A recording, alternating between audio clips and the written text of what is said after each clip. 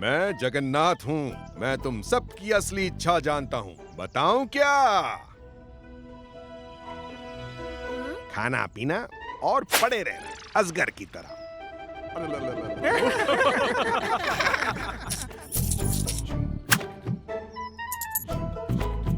वाह, जगन्नाथ प्रभु बनकर कितनी प्रसन्नता मिली।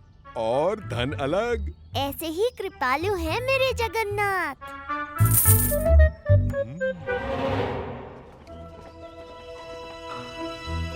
आज मैं बताता हूँ जगन्नाथ प्रभु तुम सबके बारे में क्या सोचते हैं। लो, आ गए फिर से ये मूर्ख भक्त। इस ममता की सास इतनी कोसती है इसे। रोज ये मेरे पास आ जाती है रोना धोना करने, जैसे मुझे कोई और काम ही नहीं। और वो मगनलाल, इसके बच्चे इसको बिल्कुल सम्मान नहीं देते। उन्हें पीटने की बजाय ये रोज मंदिर आ जाता है। बेशक।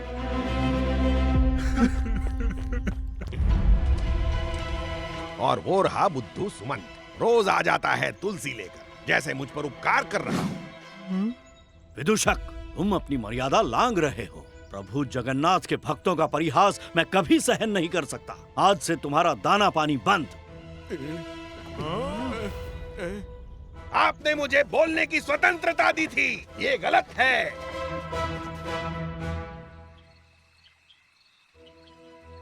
सब झूठ है। लोग कहते हैं भगवान कभी किसी को भूखा नहीं सोने देते, और मैं सुबह से भूखा मार खाकर पड़ा हुआ हूँ यहाँ। विदूषक भैया, मैं आपके लिए महाप्रसाद लाया हूँ।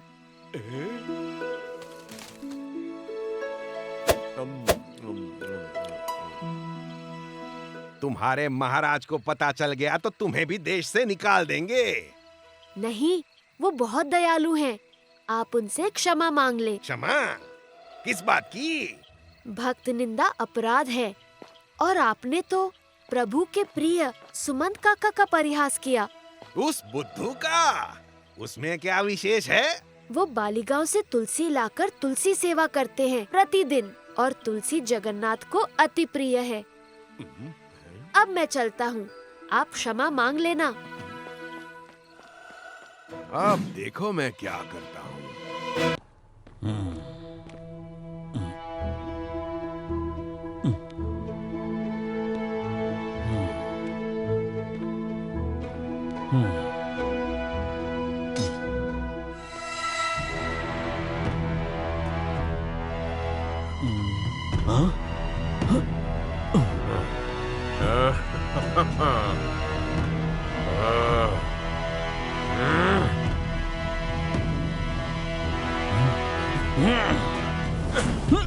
कोई होशियारी नहीं।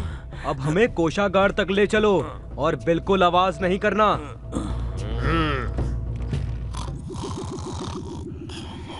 सोते हुए को जगाने का मजा ही कुछ और है। सेनापति जी, उठिए जल्दी। बलराम, तुम यहाँ कैसे? सेनापति जी, आप मेरे अंदर आने की चिंता छोड़िए और जो चोर डाकू आपके महल में हैं, उनकी चिंता कीजिए। क्या? हाँ हाँ, जल्दी जाइए, कहीं कोई अनहोनी ना हो जाए। अरे जल्दी महाराज के कक्ष की ओर।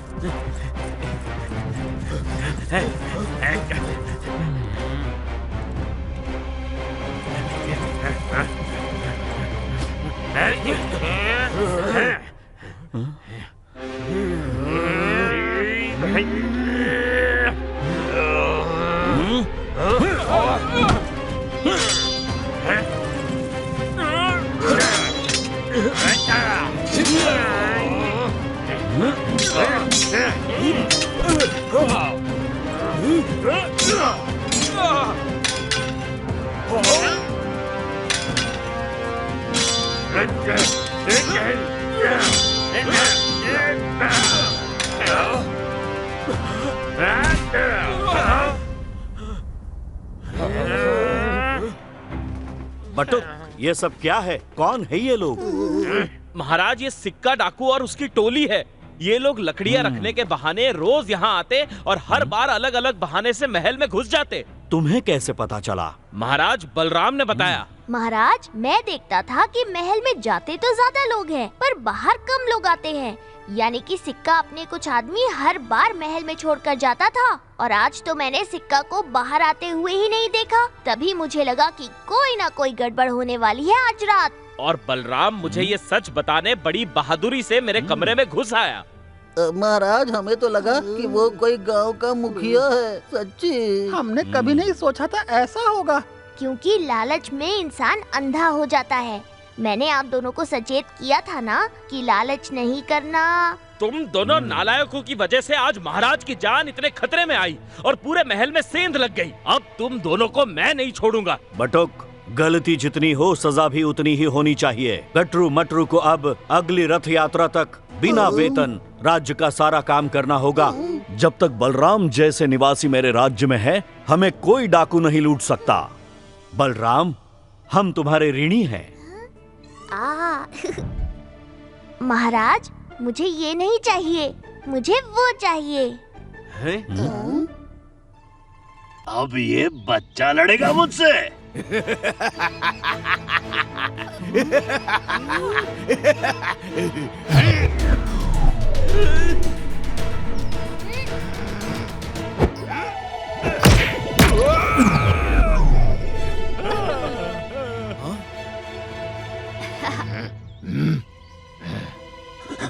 कौन हो तुम? तुम्हारा काल।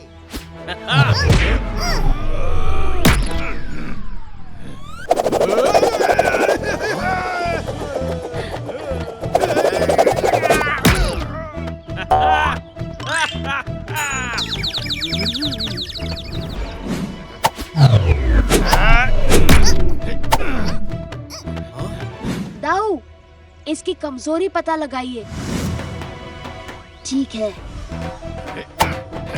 ये कुश्ती के नियम के विरुद्ध है। अब बड़ा नियम की बात कर रहा है। नियम आवश्यक है। अच्छा, कुश्ती में राजा को चुनौती नहीं दी जाती। कुश्ती आत्म सुरक्षा के लिए होती है, प्रतियोगिता के लिए होती है। मेरे पास शक्ति है तो मैं चुनौती दे सकता हूँ, समझे पिद्दी?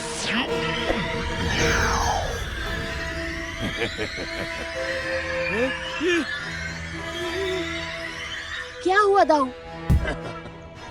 हो गई ना बोलती बंद। जगन ये बाली की तरह अपनी प्रतिद्वंदी की आधी शक्ति का हरण कर लेता है। बस बंद करो ये लड़ाई। बताओ क्या चाहिए तुम्हें? तुम्हारा राज्य। क्या? दाऊ, क्या आप इसे थोड़ी देर और रोक सकते हैं? अभी कुश्ती खत्म नहीं हुई है पहाड़। महाराज, विश्वास रखिए प्रभु पर। बलराम, वापस आ जाओ। मुझे राजगद्दी नहीं चाहिए। पर हमें आप ही राजा चाहिए महाराज। ए चुप, अब न राजा बचेगा और न तू। कोई जादुई भस्म लगती है।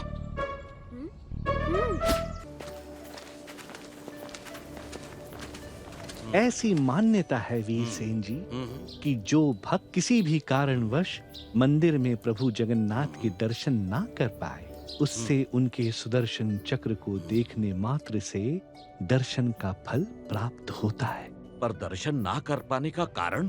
कई कारण होते हैं वीरसेन जी मनुष्य के जीवन में। कोई और लाचारी या मजबूरी। ये सब बहाने होते हैं अपनी भक्ति के खोट को छुपाने के लिए। मुझे नहीं लगता वो सच्चे भक्त होते भी हैं। वीरसेन जी, आपका पुरी में स्वागत है। देश के इतने महान विद्वान का यहाँ आना हमारे लिए सौभाग्य की बात है। हमें लगा था हमारा स्वागत करने के लिए स्वयं पुरी के महाराज आएंगे। वो स्वयं आते, पर वो यात्रा पर गए हैं, बस आज ही लौटेंगे।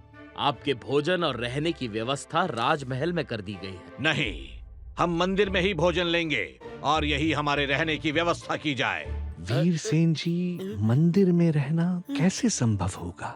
हम विष्णु भगवान के सबसे बड़े भक्त हैं। अगर हमारी बात नहीं मानी गई तो हम अभी यहाँ से चले जाएंगे।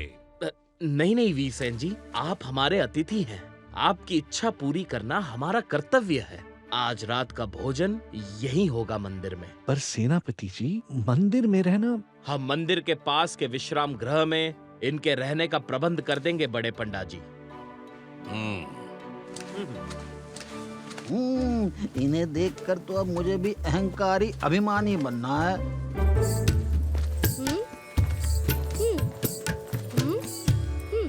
वीरसेन जी, ये गुरुमाँ इंदु देवी हैं। हमारे पुरी के बच्चों की शिक्षा की जिम्मेदारी इन्हीं की है। प्रणाम वीरसेन जी, आप जैसे विद्वान हमारे पुरी राज्य में आए, हम सौभाग्यशाली हैं। मैं अपने गुरुकुल के बच्चों को आपसे मिलवाना चाहती थी, ताकि उन्हें आपकी ज्ञान और भक्ति का अनुभव मिल सके। बच्चों, प्रणाम करो। बच्चों, असली भक्ति सबके भाग्य में नहीं होती, क्योंकि सर्वश्रेष्ठ मनुष्य ही सर्वश्रेष्ठ भक्त बन सकता है। तो अगर तुम लोगों में से कोई साधारण बच्चा है, तो तुम एक साधारण भक्त ही बनोगे।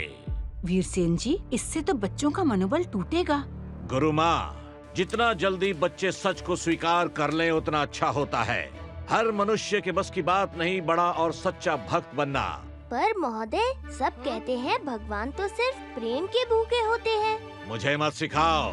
मैं भगवान विष्णु का सबसे बड़ा भक्त हूँ और मुझे हर प्रदेश के राजा ने सर्वोत्तम भक्त की पदवी दी है, और वही लेने मैं यहाँ पुरी में आया हूँ।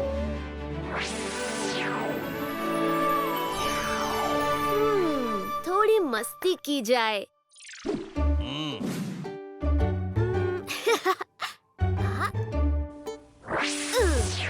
सर्वोत्तम भक्त कौन है, इसके लिए क्यों न एक प्रतियोगिता हो जाए।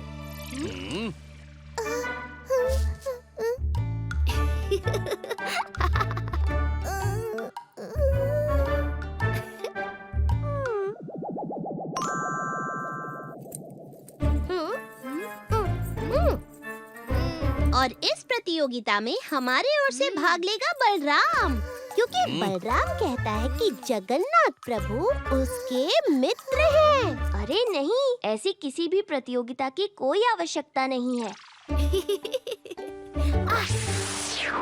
तो कल सुबह दोनों प्रतियोगी मंदिर में आ जाए। पर महाराज, मेरी बात तो सुनिए।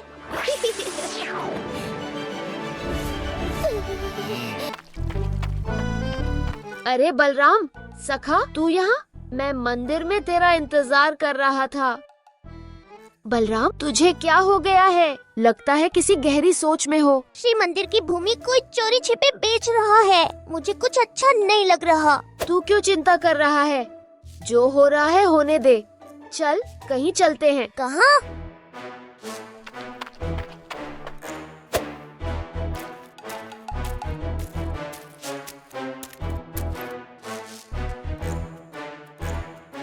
पाँच 100 स्वर्ण मुद्राएं, कुछ मूल्य कम कर दीजिए। इससे कम नहीं होगा। ये कोई आम स्थान नहीं, भगवान की भूमि है। जो भाग्यवान होते हैं उन्हीं को मिलती है। भविष्य में कोई समस्या तो नहीं होगी ना? कैसी समस्या? राजा स्वयं इस स्थान को बेच रहे हैं। तुम्हें चिंता करने की कोई जरूरत नहीं। ठीक है, लेकिन मेरे पास इस समय इतनी मुद्राएं नहीं हैं। व्यवस्था करके तुम्हें बताऊंगा।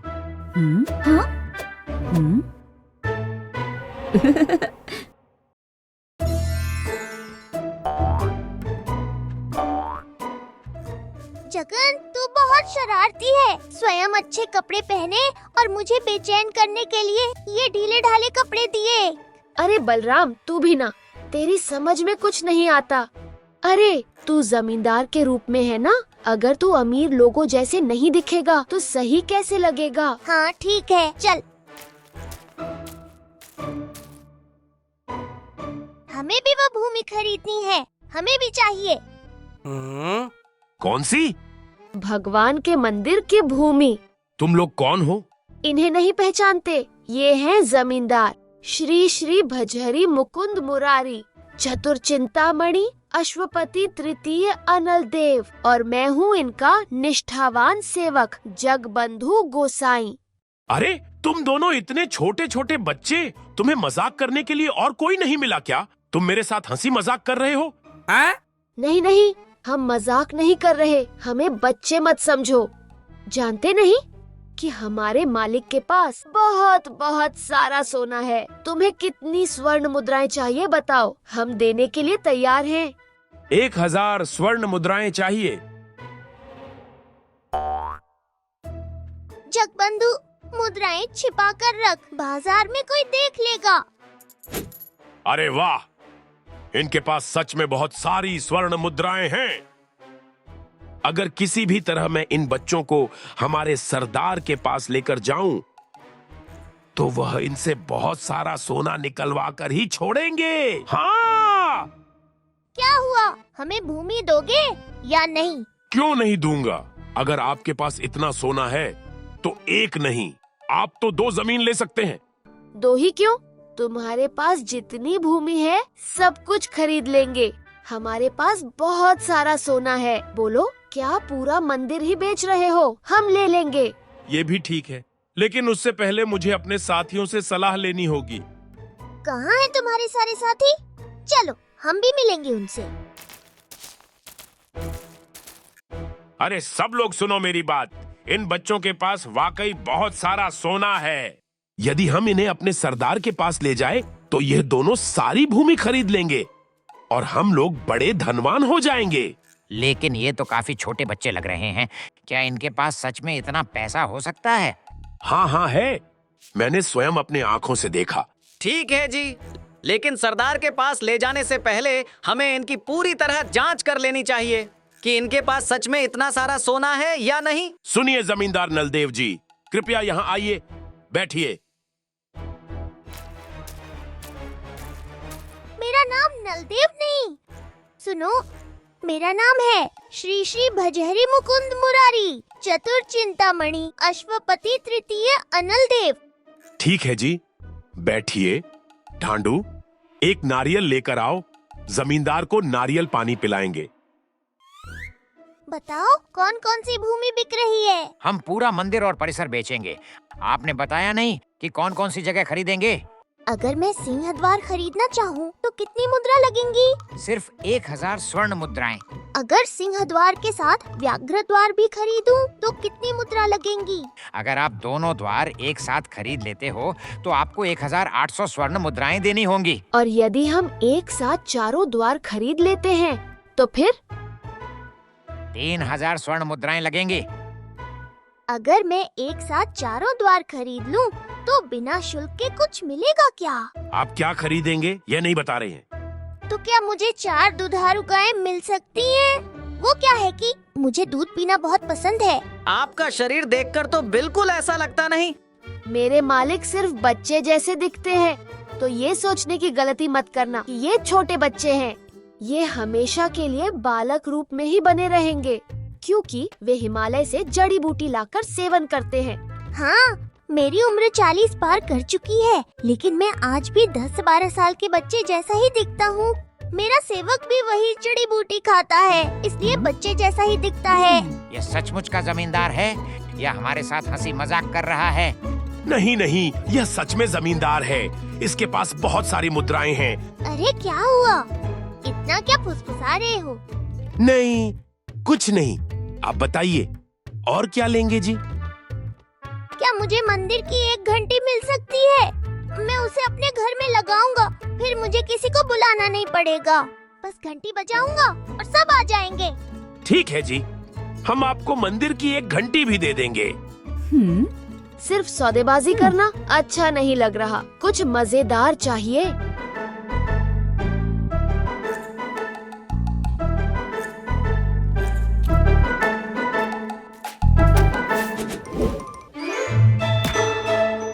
अच्छा, तुम लोग जो इतनी भूमि बेच रहे हो, तो तुम्हें इससे कितना वेतन मिलता है? वेतन की बात मत ही पूछिए नलदेव जी। सच बोलूं तो हमें जो खाने पीने को मिलता है। फिर से नलदेव? मेरा नाम है श्री श्री भजहरी मुकुंद मुरारी, चतुर चिंतामणि, अश्वपति तृतीय अनल देव। क्या कर सकता हूँ जी, इतना बड़ा नाम है, मस्तिष्क में समा नहीं रहा। ठीक है, अच्छा तुम लोग मेरा एक काम करोगे क्या? मैं तुम्हें हर महीने 100 स्वर्ण मुद्राएं वेतन दूंगा। क्या कहा? आप सच में 100 स्वर्ण मुद्राएं हर महीने देंगे? हम आपके लिए काम करने को तैयार हैं।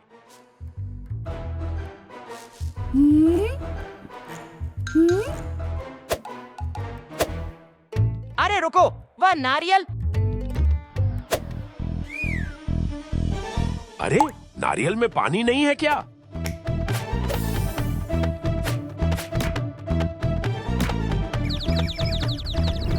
मुझे एक अच्छा रसोइया चाहिए। तुम में से कोई है क्या जो अच्छा भोजन बना सकता है? जानता हूँ, मैं जानता हूँ। मैं आपके लिए ऐसा स्वादिष्ट भोजन बनाऊंगा ना कि आप अपनी उंगलियां देखो ऐसे चाटते रह जाओगे। हाँ, मुझे एक अंगरक्षक की भी जरूरत है। तुम में से कोई है क्या जो मेरा अंगरक्षक बन सकता है? मैं बनूंगा। मैं इन सब में से एकदम ताकतवर हूँ। नहीं, मैं बनूंगा। मैं सबसे ज्यादा ताकतवर हूँ। नहीं नहीं, मैं बनूंगा। मैं इन सबसे ज्यादा ताकतवर हूँ। अच्छा, झगड़ा मत करो। सुनो, जो अपने सिर पर नारियल तोड़ेगा वही मेरा अंगरक्षक बनेगा।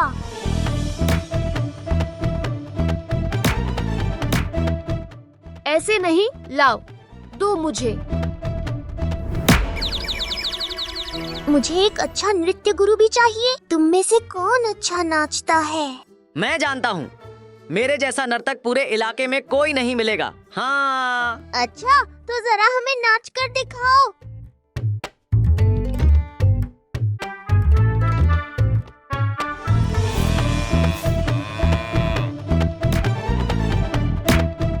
अरे यहाँ क्या हो रहा है?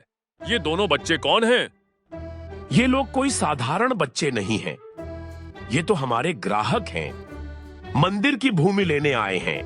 क्या तुम्हारा मस्तिष्क काम नहीं कर रहा क्या? ये लोग मंदिर की पूरी भूमि लेंगे, हमें मुद्रा देंगे या खाली पत्थर? शांति रखो, हम यहाँ से चलते हैं।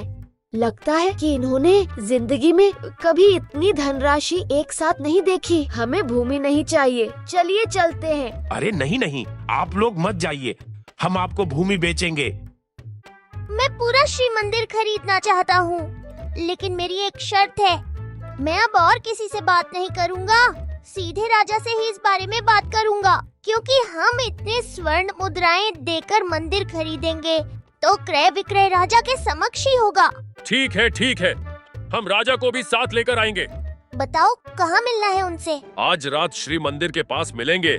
आप अपने साथ स्वर्ण मुद्राएं लेकर आना, समझे? ठीक है।